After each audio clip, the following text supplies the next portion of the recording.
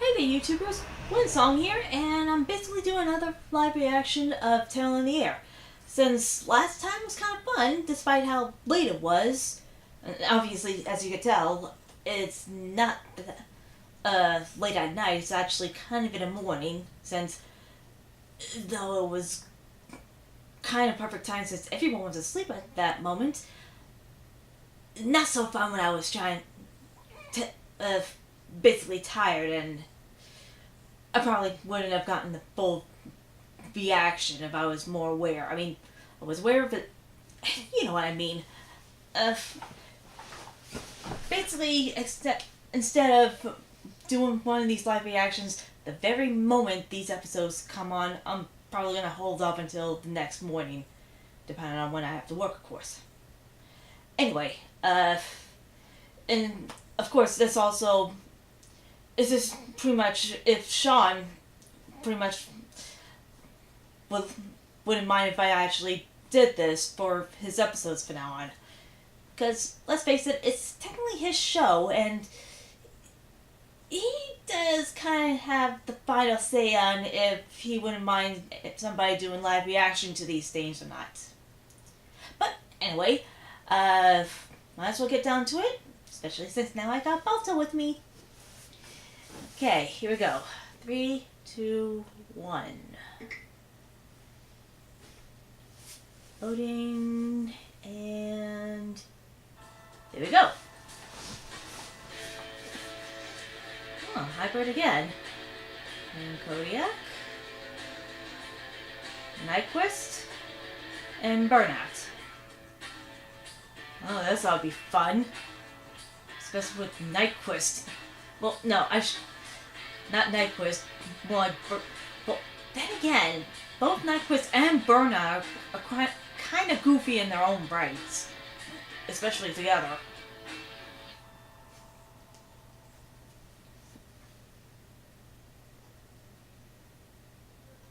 Good afternoon, team. Here is your mission. The heat is on, as they say. Shadow Destroyer and the Occultum currently have one of the elemental orbs, and we have 2. That leaves 3 more to find before they do. As if that wasn't enough to worry about, my evil twin, Janos Corrigan, has once again been broken out of prison by Shadow Destroyer as well. Trust me, that is very bad. I don't know. Shadow Destroyer seems to be in full command of the Occultum, so I'm not sure why they would even need their former leader. That is, unless he knows something about the orb's locations that could give the Occultum an edge. Luckily, even if they do, we're not too far behind, as my search through my mother's old books has yet again paid off, and I may have found the location of the 4th orb. According to this, sometime after the First World War, an Egyptian archaeologist named Dr. Ka discovered the 4th orb, the Orb of Air, in a tomb near Cairo. After he discovered what the orb could do, and learning that he apparently was able to utilize and command the orb's ability to control the weather, Dr. Ka smuggled the orb to the United States. He settled in Vibora Bay, Louisiana, and used the orb's powers in secret to help the people of the city, and became one of the most well-known mystic-based superheroes in the 1920s. He had a very prominent career, but even for the best heroes, all good things come to an end. Before his death, Dr. Ka hid the Orb of Air somewhere in Vibora Bay, since he had no heirs or really trusted friends he could pass it on to. Not to mention that he learned only an unknown select handful could actually control the orb's power, and wasn't about to just hand it off to anyone. The results would have led to a similar incident like the one that took place in Lugindu, when Joseph Otenga attempted to wield the Orb of Magic. To this day, the Orb of Air lies dormant somewhere in Vibora Bay, and that means I'm sending you 4 to Louisiana. The Mardi Gras festivities are currently underway, so expect it to be noisy and crowded, but keep an eye out for any signs of the Occultum, Corrigan, or Shadow Destroyer. Once in town, contact a private investigator and sorcerer named Robert Caliber. He knows Vibora Bay better than anyone and even studied some of Dr. Ka's old notes and spells, so he may be able to help you in your search. With that, good luck and good hunting. Okay, you guys got that? Yes. Yeah. So what else is new? Not really. What don't you get, Burnout? Everything. here to repeat every single thing again. This Oi. is the reason we send you and everyone else on this team mission briefing folders. Read them. I know you don't like to read, but I don't care.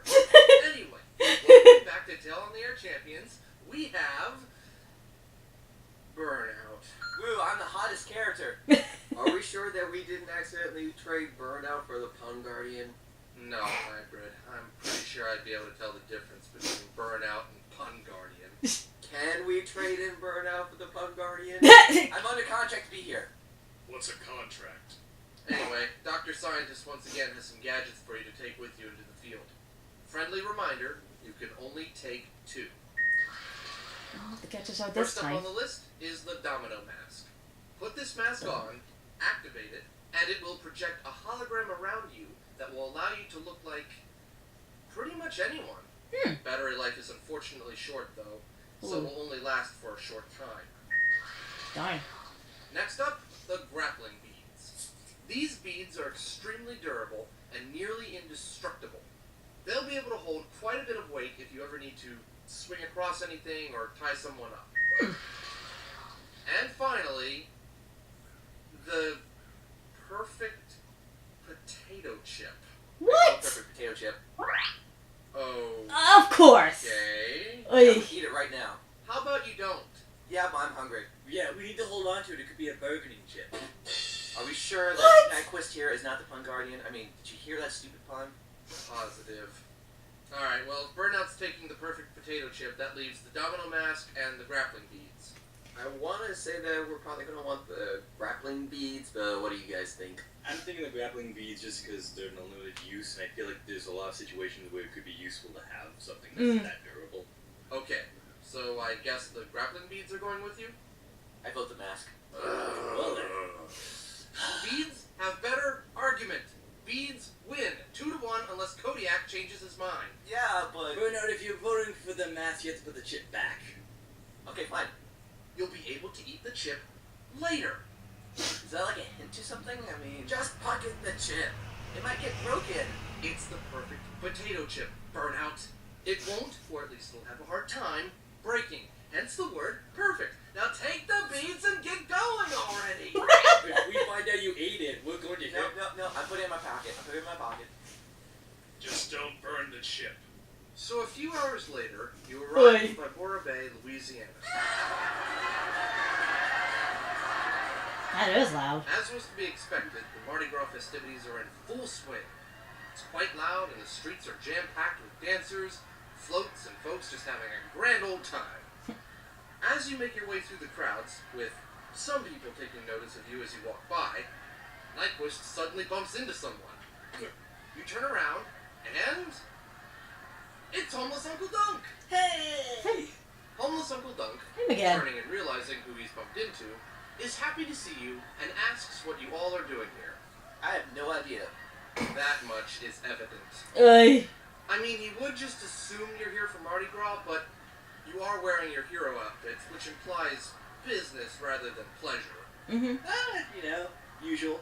Nyquist is collecting beads. Look, aren't they lovely? They're really tough and durable. Homeless Uncle Dunk isn't buying it. He's known Nyquist too long, and he's been around long enough to know how you superhero types work.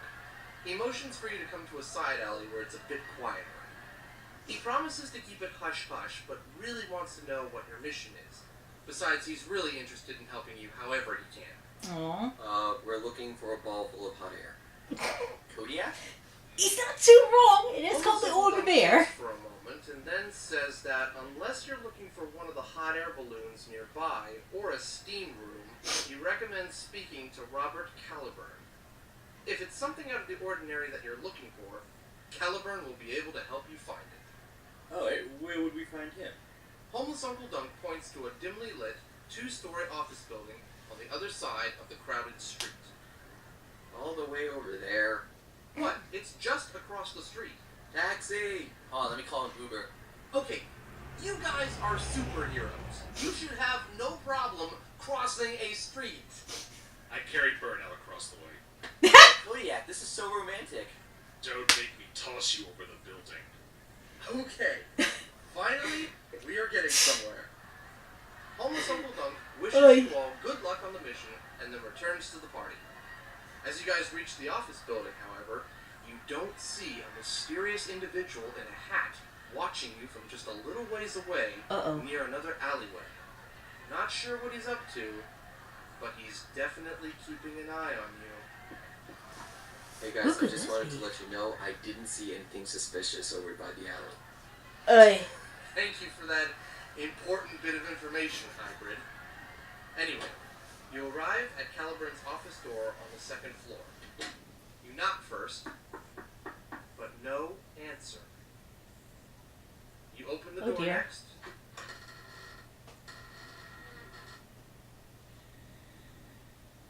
And inside, you see a man sleeping with a bottle of booze in his hand. Oh, good grief. I smack him awake.